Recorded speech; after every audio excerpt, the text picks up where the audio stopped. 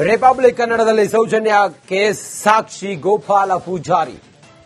ಗೋಪಾಲ್ ಪೂಜಾರಿ ಸಂದರ್ಶನದಿಂದ ಸಂಚಲನ ಸೃಷ್ಟಿಯಾಗಿದೆ. ಯಾವುದೇ ಮುಖವಾಡವಿಲ್ಲದ ವ್ಯಕ್ತಿ ಬಂದಿದ್ದಾನೆ. ಸೌಜನ್ಯ ಪರ ಹೋರಾಟ ಮಾಡಿದ್ರೆ ನಮ್ಮ ಬೆಂಬಲ ಇದೆ. ರಿಪಬ್ಲಿಕ್ ಕನ್ನಡಕ್ಕೆ ಕೀರ್ತಿ ಶಂಕರಘಟ್ಟ ಹೇಳಿಕೆಯನ್ನು ಕೊಟ್ಟಿದ್ದಾರೆ. ಸಾಕ್ಷಿಯಾಗಿ ಗೋಪಾಲ್ ಪೂಜಾರಿ ಹೆಸರಿದೆ. ಆ ಸ್ಥಳದಲ್ಲಿ ಸಂತೋಷ್ ರಾವ್ನ ನೋಡಿದ್ದಾಗಿ ಅವರು ಹೇಳಿದ್ದಾರೆ. ಪ್ರಾಸಿಕ್ಯೂಷನ್ ನಿಂದ ಆಗಿರುವ ತಪ್ಪಿನಿಂದ ನ್ಯಾಯ ಸಿಕ್ಕಿಲ್ಲ. ರಿಪಬ್ಲಿಕ್ ಕನ್ನಡಕ್ಕೆ ಕೀರ್ತಿ ಶಂಕರಘಟ್ಟ ಹೇಳಿಕೆಯನ್ನು ಕೊಟ್ಟಿದ್ದಾರೆ. ಯಾವುದೇ ಮಾಸ್ಕ್ ಹಾಕಿಕೊಳ್ಳದ ಮುಖವಾಡ ಇಲ್ಲದ ವ್ಯಕ್ತಿ ಇವತ್ತು ಬಂದು ಮಾತಾಡ್ತಾ ಇದ್ದಾರೆ. ಗೋಪಾಲ್ ಪೂಜಾರಿ ಪ್ರಾಸಿಕ್ಯೂಷನ್ ತಪ್ಪಿನಿಂದಾಗಿ ಇನ್ನೂ ಕೂಡ ನ್ಯಾಯ ಸಿಕ್ಕಿಲ್ಲ ಸೌಜನ್ಯಗೆ ಅಂತ ಹೇಳಿದ್ದಾರೆ ಕೀರ್ತಿ ಶಂಕರಘಟ್ಟ. ನಮ್ಮ ಜೊತೆಗೆ ಈಗ ಪತ್ರಕರ್ತ ಕಿರಿಕಿರ್ತಿದ್ದಾರೆ, ಅವ್ರು ಮಾತಾಡಿಸ್ತೀರಿ. ಸರ್, ಗೋಪಾಲ್ ಪೂಜಾರಿ ಎಂಟ್ರಿ ಆಗಿದ್ದಾರೆ. ಅವತ್ತು ನಾನು ನೋಡಿದೆ ಸಂತೋಷ್ ರಾವ್ನ. ಸಾಕ್ಷಿ ಅಂದ್ರೆ ಚಾರ್ಜ್ ಶೀಟ್ ಅಲ್ಲಿ ಅವ್ರ ಹೆಸರು ಇತ್ತು, ಬಟ್ ಅವ್ರನ್ನ ಕೋರ್ಟ್ಗೆ ಪ್ರೊಡ್ಯೂಸ್ ಮಾಡಿಲ್ಲ ಎಂಬುದು ಒಂದು ಆರೋಪ ಸರ್. ಈಗ ಅವರೇ ಹೇಳಿಕೆ ಕೊಟ್ಟಿದ್ದಾರೆ ರಿಪಬ್ಲಿಕ್ ಕನ್ನಡಕ್ಕೆ. ಈ ಒಂದು ವಿಷಯಕ್ಕೆ ಏನ್ ಹೇಳ್ತಾರೆ ಸರ್? ಒಂದು ಸಮಾಧಾನದ ವಿಚಾರ ಏನು ಅಂತಂದ್ರೆ, ಮೊದಲನೇ ಸಲ ಯಾರು ಸಹಿತ ಮುಸುಕುದಾರಿ ಅಲ್ಲದೆ ಮುಖವಾಡ ಹಾಕಿಕೊಳ್ಳದೆ ಒಬ್ಬ ಸಾಕ್ಷಿ ಬಂದಿದ್ರಗಡೆ ಕೂತಿರೋದು ಸಮಾಧಾನದ ವಿಚಾರ. ಇಲ್ಲಿ ತನಕ ನಾವು ಜೀವಂತ ಸಾಕ್ಷಿ ಅಂತ ಬಂದವರೆಲ್ಲ ಪಾಪ ಮುಸುಕುದಾರಿಯಾಗಿ ಅಥವಾ ಏನಾದ್ರೂ ಒಂದು ಮಾಸ್ಕ್ ಹಾಕೊಂಡೇ ಬರ್ತಾ ಇದ್ರು. ಮೊದಲನೇ ಸಲ ಗೋಪಾಲ್ ಪೂಜಾರಿ ಅವರು ವಿತೌಟ್ ಮಾಸ್ಕ್, ವಿತೌಟ್ ಮುಸುಕು ಬಂದಿದ್ದಾರೆ. ಯಾಕೆ ಅಂತಂದ್ರೆ, ಈ ಸಾಕ್ಷಿ ಇವತ್ತು ಹುಟ್ಟುಕೊಂಡಿರೋದಲ್ಲ. ಈ ಸಾಕ್ಷಿ 2012 ಇದ್ದಿದ್ದ ಸಾಕ್ಷಿ.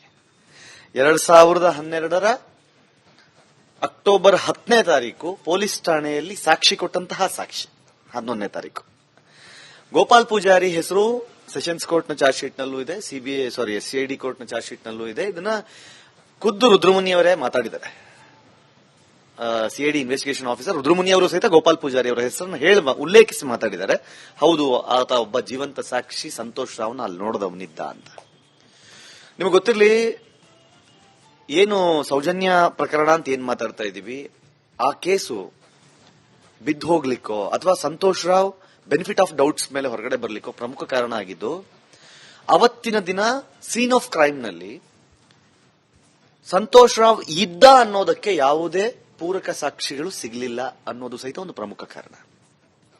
ಒಂದು, ಸೌಜನ್ಯರ ತಂದೆ ಚಂದಪ್ಪಗೌಡ, ಪ್ರೈಮ್ ವಿಟ್ನೆಸ್ ನಂಬರ್ 1, ಅವರು ಕೋರ್ಟ್ನಲ್ಲಿ ಸ್ಟ್ರೈಟ್ ಅವೇ ಉಲ್ಟಾ ಹೊಡೆದ್ರು. ಈ ಸಂತೋಷ್ ರಾವ್ಗೂ ಇದಕ್ಕೂ ಸಂಬಂಧ ಇಲ್ಲ, ನಮಗೆ ಬೇರೆ 3 ಜನದ ಮೇಲೆ ಅನುಮಾನ ಇದೆ ಅಂತ ಹೇಳಿದ್ರು.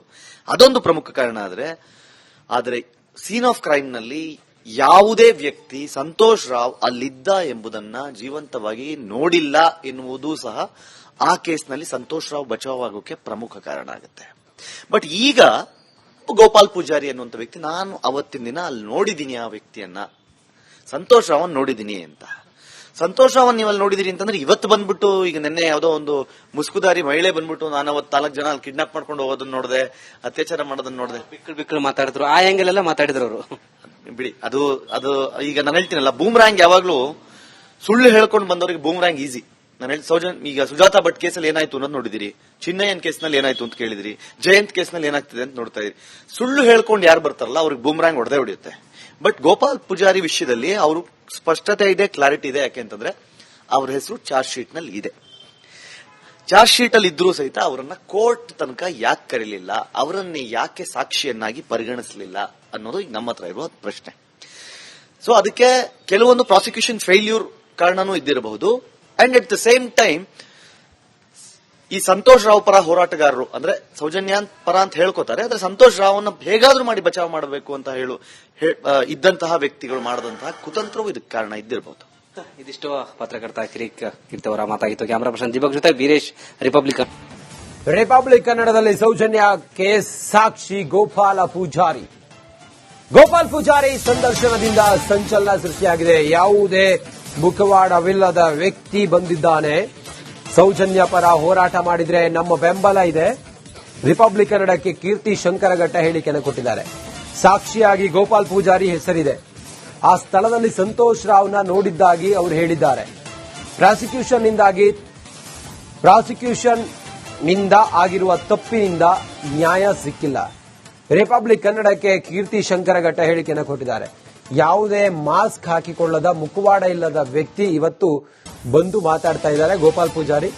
ಪ್ರಾಸಿಕ್ಯೂಷನ್ ತಪ್ಪಿನಿಂದಾಗಿ ಇನ್ನೂ ಕೂಡ ನ್ಯಾಯ ಸಿಕ್ಕಿಲ್ಲ ಸೌಜನ್ಯಗೆ ಅಂತ ಹೇಳಿದ್ದಾರೆ ಕೀರ್ತಿ ಶಂಕರಘಟ್ಟ.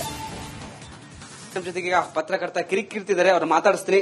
ಸರ್, ಗೋಪಾಲ್ ಪೂಜಾರಿ ಎಂಟ್ರಿ ಆಗಿದ್ದಾರೆ. ಅವತ್ತು ನಾ ಇದ್ದೆ, ನಾನು ನೋಡಿದೆ ಸಂತೋಷ್ ರಾವ್ನ. ಸಾಕ್ಷಿ ಅಂದ್ರೆ ಚಾರ್ಜ್ ಶೀಟ್ ಅಲ್ಲಿ ಅವ್ರ ಹೆಸರು ಇತ್ತು, ಬಟ್ ಅವ್ರನ್ನ ಕೋರ್ಟ್ಗೆ ಪ್ರೊಡ್ಯೂಸ್ ಮಾಡಿಲ್ಲ ಎಂಬುದು ಒಂದು ಆರೋಪ ಸರ್. ಈಗ ಅವರೇ ಹೇಳಿಕೆ ಕೊಟ್ಟಿದ್ದಾರೆ ರಿಪಬ್ಲಿಕ್ ತಂಡಕ್ಕೆ. ಈ ಒಂದು ವಿಷಯಕ್ಕೆ ಏನ್ ಹೇಳ್ತಾರೆ ಸರ್? ಒಂದು ಸಮಾಧಾನದ ವಿಚಾರ ಏನು ಅಂತಂದ್ರೆ, ಮೊದಲನೇ ಸಲ ಯಾರು ಸಹಿತ ಮುಸುಕುದಾರಿ ಅಲ್ಲದೆ ಮುಖವಾಡ ಹಾಕಿಕೊಳ್ಳದೆ ಒಬ್ಬ ಸಾಕ್ಷಿ ಬಂದ ಎದುರುಗಡೆ ಕೂತಿರೋದು ಸಮಾಧಾನದ ವಿಚಾರ. ಇಲ್ಲಿ ತನಕ ನಾವು ಜೀವಂತ ಸಾಕ್ಷಿ ಅಂತ ಬಂದವರೆಲ್ಲ ಪಾಪ ಮುಸುಕುದಾರಿಯಾಗಿ ಅಥವಾ ಏನಾದ್ರೂ ಒಂದು ಮಾಸ್ಕ್ ಹಾಕೊಂಡೇ ಬರ್ತಾ ಇದ್ರು.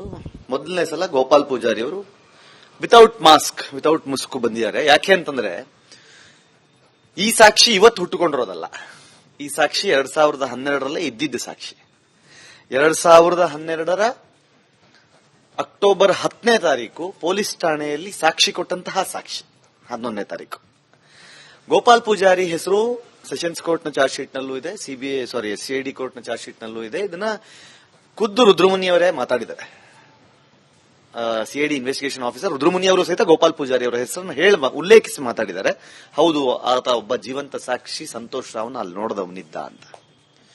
ನಿಮಗೆ ಗೊತ್ತಿರಲಿ, ಏನು ಸೌಜನ್ಯ ಪ್ರಕರಣ ಅಂತ ಏನ್ ಮಾತಾಡ್ತಾ ಇದ್ದೀವಿ, ಆ ಕೇಸು ಬಿದ್ದು ಹೋಗ್ಲಿಕ್ಕೋ ಅಥವಾ Santosh Rao benefit of doubts ಮೇಲೆ ಹೊರಗಡೆ ಬರ್ಲಿಕ್ಕೋ ಪ್ರಮುಖ ಕಾರಣ ಆಗಿದ್ದು, ಅವತ್ತಿನ ದಿನ ಸೀನ್ ಆಫ್ ಕ್ರೈಮ್ ನಲ್ಲಿ ಸಂತೋಷ್ ರಾವ್ ಇದ್ದ ಅನ್ನೋದಕ್ಕೆ ಯಾವುದೇ ಪೂರಕ ಸಾಕ್ಷಿಗಳು ಸಿಗಲಿಲ್ಲ ಅನ್ನೋದು ಸಹಿತ ಒಂದು ಪ್ರಮುಖ ಕಾರಣ.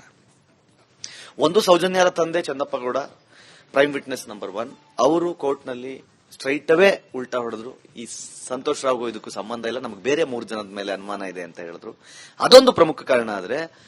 ಆದರೆ ಸೀನ್ ಆಫ್ ಕ್ರೈಮ್ ನಲ್ಲಿ ಯಾವುದೇ ವ್ಯಕ್ತಿ ಸಂತೋಷ್ ರಾವ್ ಅಲ್ಲಿದ್ದ ಎಂಬುದನ್ನ ಜೀವಂತವಾಗಿ ನೋಡಿಲ್ಲ ಎನ್ನುವುದು ಸಹ ಆ ಕೇಸ್ನಲ್ಲಿ ಸಂತೋಷ್ ರಾವ್ ಬಚಾವಾಗೋಕೆ ಪ್ರಮುಖ ಕಾರಣ ಆಗುತ್ತೆ. ಬಟ್ ಈಗ ಗೋಪಾಲ್ ಪೂಜಾರಿ ಅನ್ನುವಂಥ ವ್ಯಕ್ತಿ, ನಾನು ಅವತ್ತಿನ ದಿನ ಅಲ್ಲಿ ನೋಡಿದ್ದೀನಿ, ಆ ವ್ಯಕ್ತಿಯನ್ನ, ಸಂತೋಷ್ ರಾವನ್ ನೋಡಿದ್ದೀನಿ ಅಂತ. ಸಂತೋಷ್ ರಾವನ್ ನೀವು ಅಲ್ಲಿ ನೋಡಿದಿರಿ ಅಂತಂದ್ರೆ, ಇವತ್ತು ಬಂದ್ಬಿಟ್ಟು ಈಗ ನಿನ್ನೆ ಯಾವುದೋ ಒಂದು ಮುಸ್ಕುದಾರಿ ಮಹಿಳೆ ಬಂದ್ಬಿಟ್ಟು ನಾನು ಅವತ್ತು 4 ಜನ ಅಲ್ಲಿ ಕಿಡ್ನಾಪ್ ಮಾಡ್ಕೊಂಡು ಹೋಗೋದನ್ನ ನೋಡಿದೆ, ಅತ್ಯಾಚಾರ ಮಾಡೋದನ್ನ ನೋಡಿದೆ, ಬಿಕ್ಕಳು ಮಾತಾಡಿದ್ರು, ಆ ಆಂಗಲ್ ಎಲ್ಲ ಮಾತಾಡಿದ್ರು ಅವರು. ಬಿಡಿ, ಅದು ಈಗ ನಾನು ಹೇಳ್ತೀನಲ್ಲ, ಬೂಮ್ರಾಂಗ್ ಯಾವಾಗ್ಲೂ ಸುಳ್ಳು ಹೇಳ್ಕೊಂಡು ಬಂದವರಿಗೆ ಬೂಮ್ರಾಂಗ್ ಈಸಿ. ನಾನು ಹೇಳಿ ಈಗ ಸುಜಾತಾ ಭಟ್ ಕೇಸಲ್ಲಿ ಏನಾಯ್ತು ಅನ್ನೋದು ನೋಡಿದಿರಿ, ಚಿನ್ನಯ್ಯನ್ ಕೇಸ್ನಲ್ಲಿ ಏನಾಯ್ತು ಅಂತ ಕೇಳಿದಿರಿ, ಜಯಂತ್ ಕೇಸ್ನಲ್ಲಿ ಏನಾಗ್ತಿದೆ ಅಂತ ನೋಡ್ತಾ ಇದ್ರಿ. ಸುಳ್ಳು ಹೇಳ್ಕೊಂಡು ಯಾರು ಬರ್ತಾರಲ್ಲ ಅವ್ರಿಗೆ ಬೂಮ್ರಾಂಗ್ ಹೊಡೆದೇ ಹೊಡೆಯುತ್ತೆ. ಬಟ್ ಗೋಪಾಲ್ ಪೂಜಾರಿ ವಿಷಯದಲ್ಲಿ ಅವರು ಸ್ಪಷ್ಟತೆ ಇದೆ, ಕ್ಲಾರಿಟಿ ಇದೆ. ಯಾಕೆ ಅಂತಂದ್ರೆ ಅವರ ಹೆಸರು ಚಾರ್ಜ್ ಶೀಟ್ ನಲ್ಲಿ ಇದೆ.